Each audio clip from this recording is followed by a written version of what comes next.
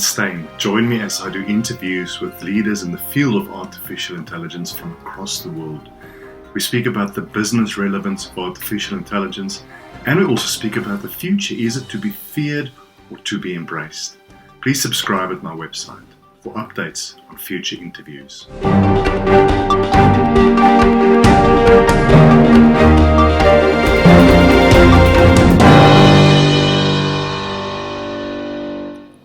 These days, our home appliances, washing machines, microwaves, televisions, and home entertainment sets have more computing power than the space rockets of the past. How do these devices communicate and control each other? And what is the future of artificial intelligence and the industry of things as it applies to our homes and businesses? Joining me today is Patrick Bangert, the VP of Artificial Intelligence at Samsung.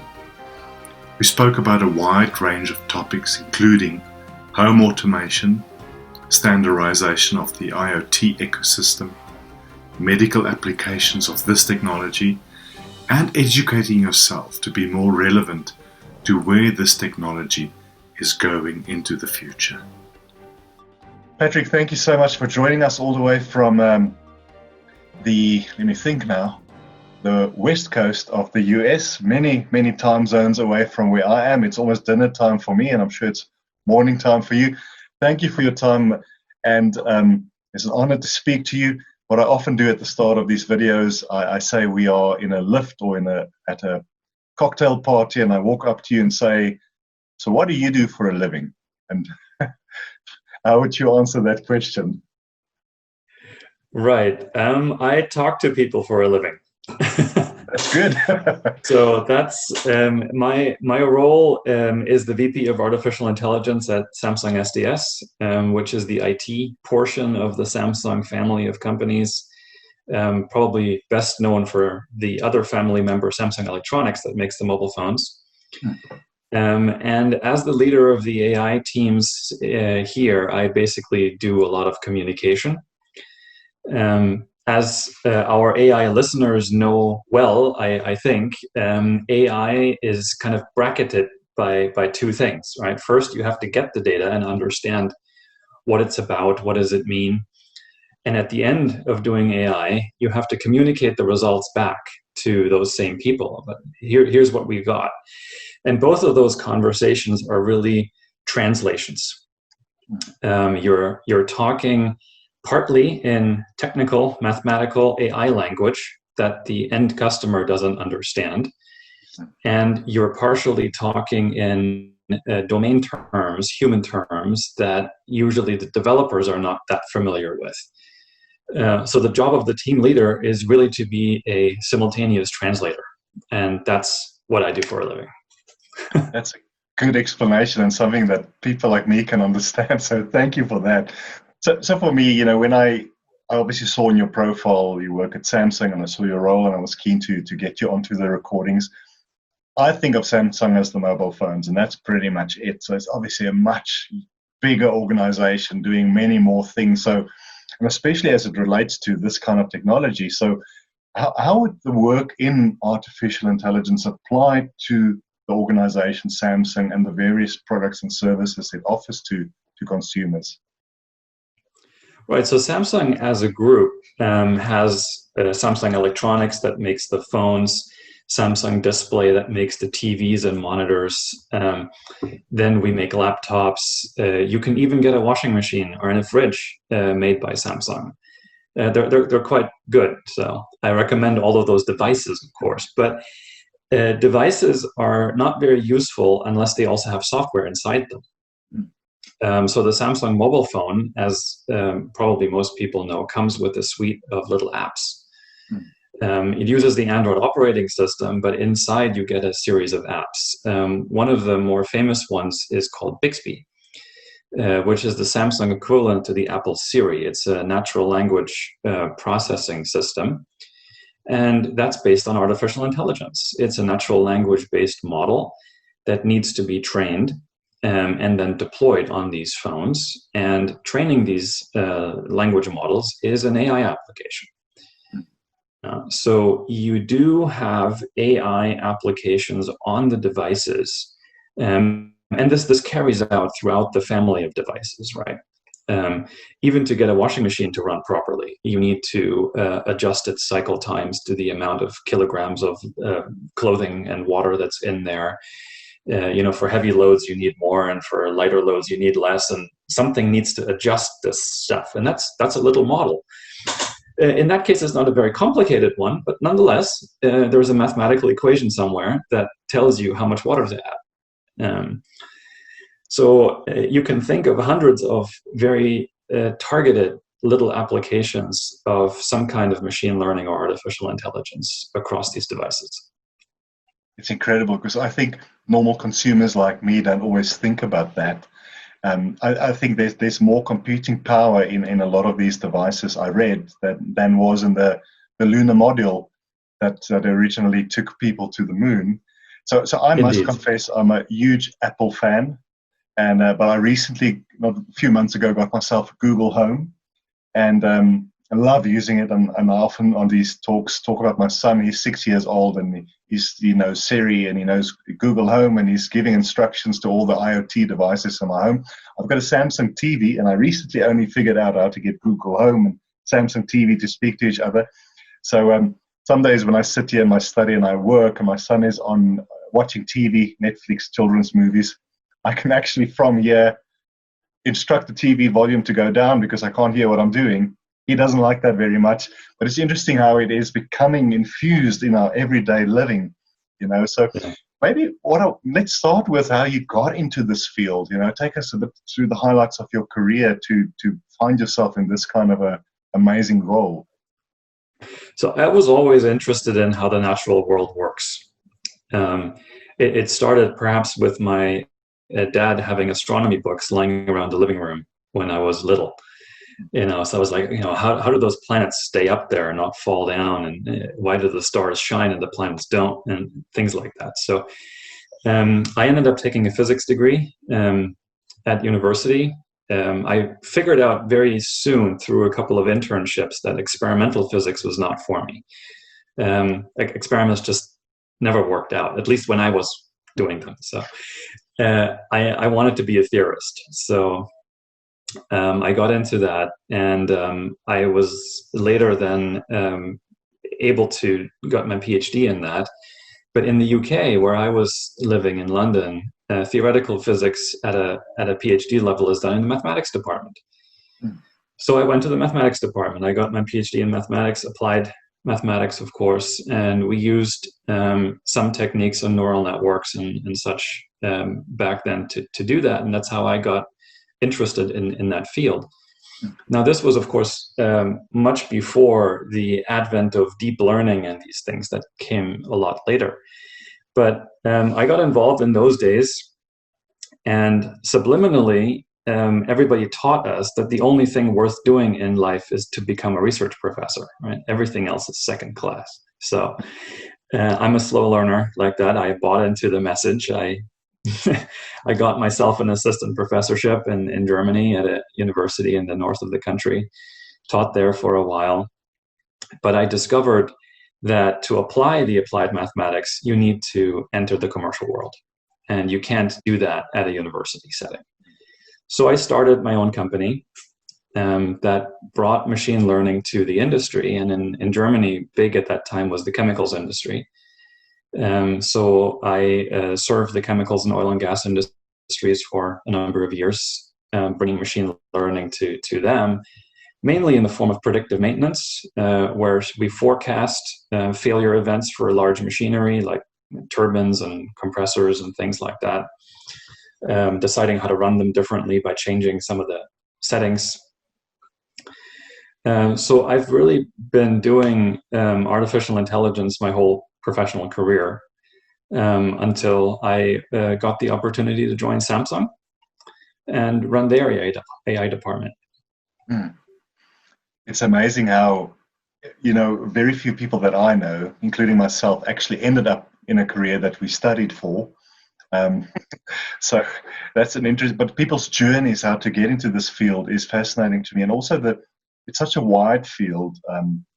I speak to a lot of people who work in ethics and law enforcement, for instance, or in the medical field, which is a great interest to me, how this technology can better the lives of us and our children, and also education and other things. But so I think there's a lot of consumer goods kind of application to what you do, but is there also an element of bettering the lives of others? I think maybe it's difficult because it's a very specific commercial organization.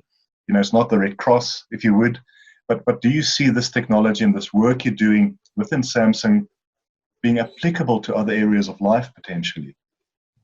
Oh, absolutely. It's applicable to virtually any area of life. Let's take that example of medicine that you brought up. There are various medical technologies that result in an image. X-rays, MRIs, CTs, and whatnot. They basically photograph the inside of your body in some fashion. And then you need to look at that image and decide, is there something wrong? Is there a broken bone? Is there a cancerous lesion? Do you have a brain tumor? How big is it? Where is it? Is it malignant or benign? These kinds of questions are being asked. And of course, we have across the world human specialists that do that very well. But they take their time, and out of those doctors that do that, there are some who do it extremely well, there are some who do it slightly less well, and there are some that are still practicing. Now, AI has recently gotten extremely good at classifying images, at detecting things that are part of an image. And AI can help a great deal with this, especially in cancer detection. AI has gone to tremendous heights where we know AI models are more accurate, significantly more accurate than the average radiologist at detecting, is there a cancerous lesion? Where is it in the image that we've taken? Is it benign or malignant? And that detection is not only more accurate, it's a lot more fast. Yeah, it's automated. So you can imagine that you can do these scans more regularly for people who are at risk. You can be more accurate about their personal diagnosis, which will help them live longer, get cured faster. And that's just one application. You could pick hundreds of others where it really affects the life of an individual human being. I so agree, and I'm so almost alive to this topic about how it can better our lives. I think on the one hand, there is the doomsday scenario, if you would. Thank you, Hollywood, for also helping us fear this technology. But I think it's real. It can destroy us. I think we have a golden opportunity at the moment to make sure that we steer this technology in the right way, that it makes our lives better, the lives of our children better. Particularly if you think of rural, poor areas where people don't have access to these kind of machines, medical machines, doctors, even through mobile technology and others, how we can help people who would never have had a fighting chance. Through this technology, they can have a better life. So that's something that I'm really alive for. A lot of people talk about AI for good, whatever that means for different people. But I think we can still be commercially involved, because at the end of the day we have jobs and we need to make money and companies need to profit. I understand that, but how can we also use this technology? Because it's through the profiting companies that the research is funded. So it is important, but for it not to stop there, but also to flow over to areas of life where we make lives better for people. So, but I want to, because I'm a bit of a geek when it comes to the IoT devices in my house. There's not too many, but I love this topic. The fridge and the kettle and security systems and all of that. So there must be some exciting things. And again, without asking you to divulge classified information, but what are some of the exciting things that you see that's happening when it comes to homes and offices and the spaces we live in when it comes to automating certain things with this kind of technology?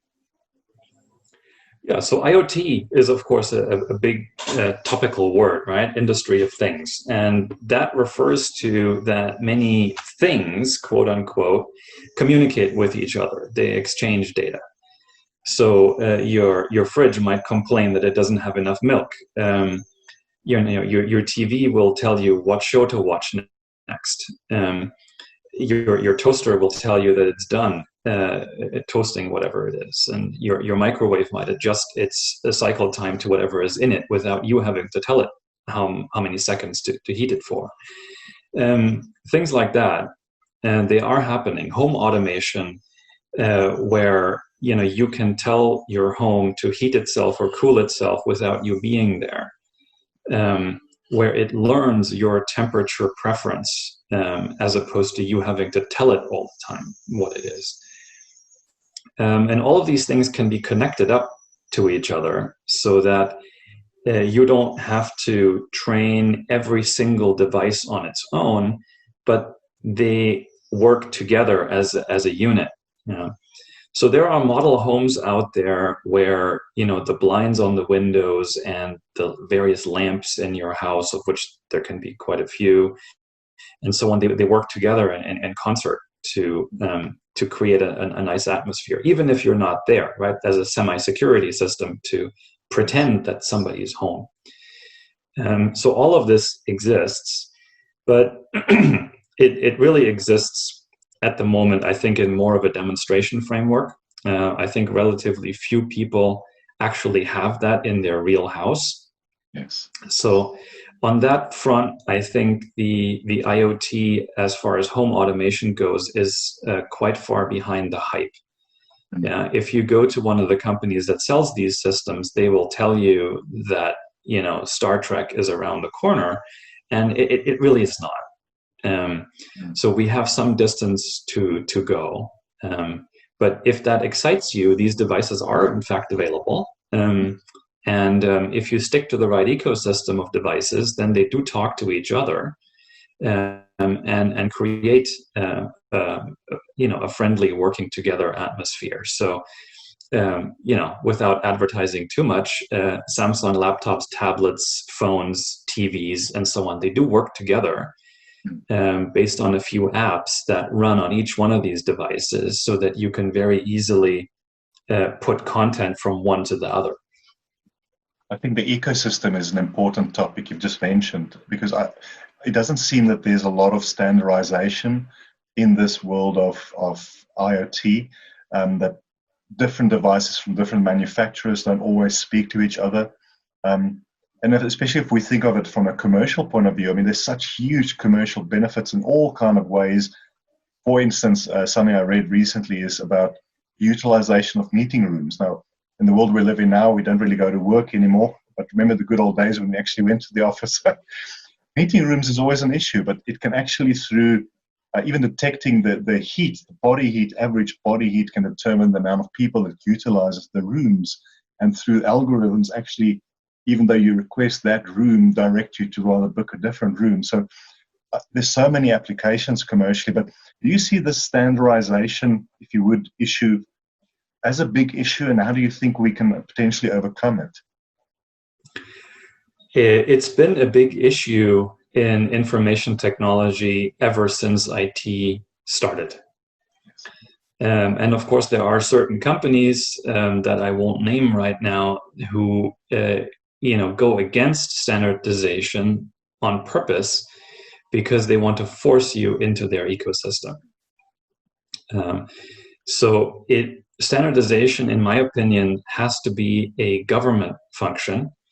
Yes. And not just by one government. It has to be an international government issue where, at least the powerful countries such as North America, Europe, and certain Asian countries develop a standard together and then enforce it. Because you will have large corporations that have a global footprint who will try to enforce their proprietary standards that then lock out their competitors. So we need to be careful. And the world is going more and more towards separate ecosystems, right? We've seen that in the recent couple of years just with TV programming, right? You can't watch the movies you want to watch on TV anymore. You have to subscribe to either Netflix or Disney or other such offerings. And the one movie will be on one of these networks. So you're almost forced into having subscriptions to multiple of them to get the full programming that you might want. And that's just an example. It works the same way with hardware devices, with software systems. Standardization, I think, is not making progress. It's actually making a regress. There will always be this territorial, basic human, us for and no more thing, which I understand. It's corporations wanting to make money, but it and maybe to your point, it'll cause huge problems into our future with this technology not being shared and accessible. I want to touch on next, Patrick, on, I think, look, home automation is amazing, but the application, if we think of medicine, of hospitals, of IoT devices connected to your heart monitor, hearing aids, almost every aspect of medical technology can become part of that ecosystem. But now we're thinking about privacy, we're thinking about the possibility of it being hacked, remotely causing somebody to die. For instance, I read that around the 9/11 time, that Dick Cheney, who was the then vice president, his heart monitor, or his heart device, if you would, was disconnected from the internet because they feared that there could be hacking to kill him or to cause him harm. How true it is, I don't know. But I think that's a real threat to expanding this technology into the likes of healthcare. So what would your thoughts be on that? How could we guard against this going the wrong way? Well, ever since that computers got interconnected, there has been threat of hacking. And the hackers are always one step ahead, because the way this ecosystem works is that the hackers find some sort of exploit, and then the virus detectors or the defenders have to plug that exploit in some way. So the hackers are always one step ahead. It's the question of how long is that one step. I mean, how many days does it take for the defenders to plug the hole? Popular computer systems, I don't know, like the FBI and whatnot, they get attacked thousands of times every single day. Of course, most of these attempts are futile, but a few attempts are serious. So I think that we have to accept the fact that some people around the world are just not interested in being nice citizens. They do want to cause harm, and we have to act accordingly. This is why, on the physical level, we have a police and a court system, and it is very unfortunately necessary to have these in the digital world as well. We need things like a digital police, effectively. Interesting. If you think of democracy, even, I mean, we've got the election coming up in November in the US. That's depending on what the president wants to do with that or not, move it on. But if we think of electronic voting, which makes a lot of sense, and again, if you think of state-sponsored hacking, which we've already seen, and they've got the if you would, the manpower and the technology and the funding. So I think exponentially the good or the evil that can be done through this technology is massive. What I want to get to next, Patrick, if people who are looking at this want to get into this field, want to work in this field, so it could be students or it could be people who want to maybe pivot their career, and they might either want to be involved in the technical, mathematical aspect or the business application. It's maybe a very wide question to answer, but what would you say to somebody, let's say a student who wants to get into this field? What are the things they need to think about, to be involved in? Right. I mean, of course, there's a series of technical skills that, would be good to learn if you want to get into this field. And the internet gives you boundless resources to learn those technical skills. There are formal courses that are available. Some are cheap, many are free. YouTube has more material on this than you could ever watch in a lifetime. And so there are many, many resources out there. So my first message would be, before you go down into any one of these resources, choose carefully. Because you will have time over your let's say 1 year of re-education, or however much time you prepare to spend on this, to watch a very small fraction of the educational content that's out there. So go deep rather than go wide is my advice. Choose 1 or 2 courses or directions or technical skills that you really want to master, as opposed to learning a little bit of everything. So learn 1 programming language and not 2 or 3. Learn 1 framework, TensorFlow, PyTorch or something, but not 2 or 3.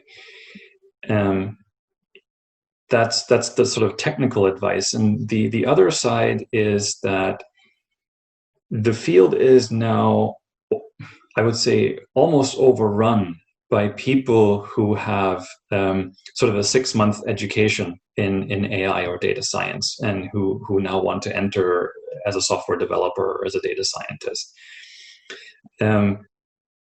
So how to stand out in the crowd is really by 2 things. 1 is experience. So if on top of those maybe 6 months of certification or education, you have an internship for 1 or 2 months working for some sort of AI company that actually does that, as opposed to educate people to do that, that would help a great deal, because that means you've actually made an AI model at least once in your life, as opposed to a homework exercise. The second thing is communication.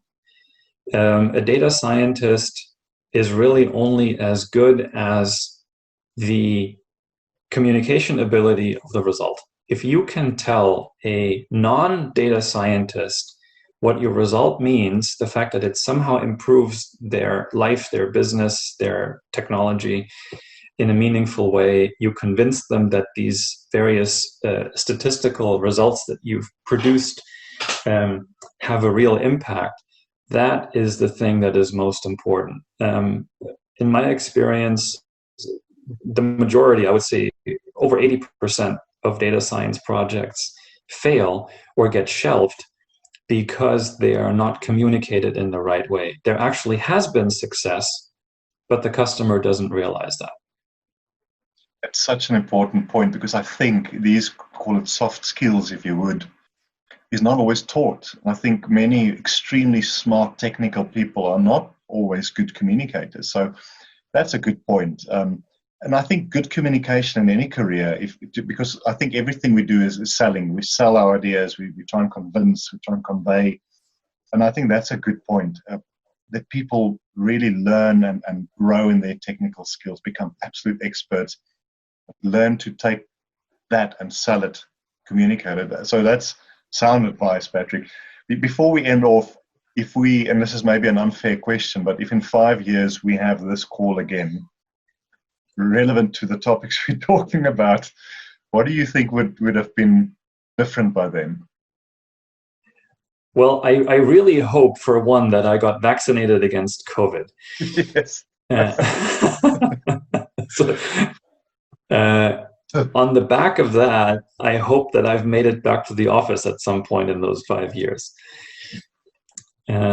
So I think the changes that we've seen in the last few months due to coronavirus and COVID and these things, I believe would have led in those 5 years to a new normal in terms of our work. Despite the virus being gone at that point, I do not believe that we will go back to the way that we've worked last year. I think the most serious transition, apart from the economical damage, is that senior management across the world, across the industries, have realized that work from home actually works.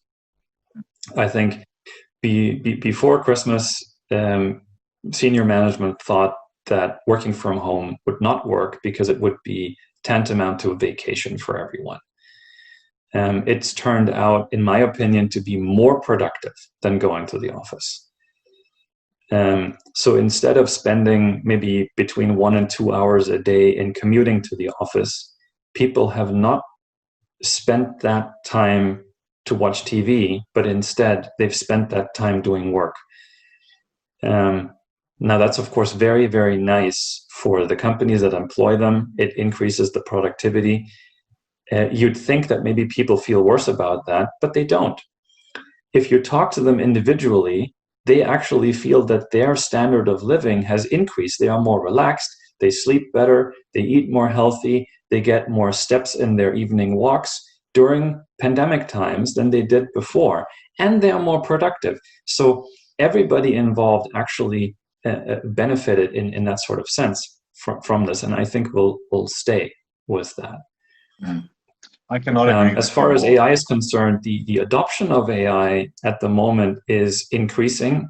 The rate of adoption is also increasing, and I think that will continue as well as we automate more and more easy tasks. Mm. Absolutely. Just everyone I speak to, and I think most of us spend our 8, 9 or more hours a day sitting in front of the screen on calls. I find that I've always worked hard and I've always been very busy, but I've never worked as hard and been as busy as during this lockdown period. I also struggle with the fact that I don't close an office door and I go home and I'm in home mode. It feels like it's so intertwined. It's difficult to have this so-called work-life balance, And if you think of your family and your children or your hobbies, I think people have to almost figure it out from scratch again. How do I differentiate between work and home life and the reason why I'm working, friends and family and all that. So we are in for some extremely interesting times, I think. It'll be interesting to see where this technology is going, Patrick, but it's been so valuable. There's a number of things that you said that I want to, because now I'm going to re-listen to it and I'm going to edit it, and so I'll get a great chance to mull through it again. But I think it's worth a follow-up conversation in a few weeks if you have time. But it's been very valuable, and I'm sure people who watch this video will also, there's a few things you mentioned that will make them think and hopefully go research and dive into it. So it's been valuable, and I appreciate it, and I thank you for your time. Thank you for having me. This has been great. Fantastic.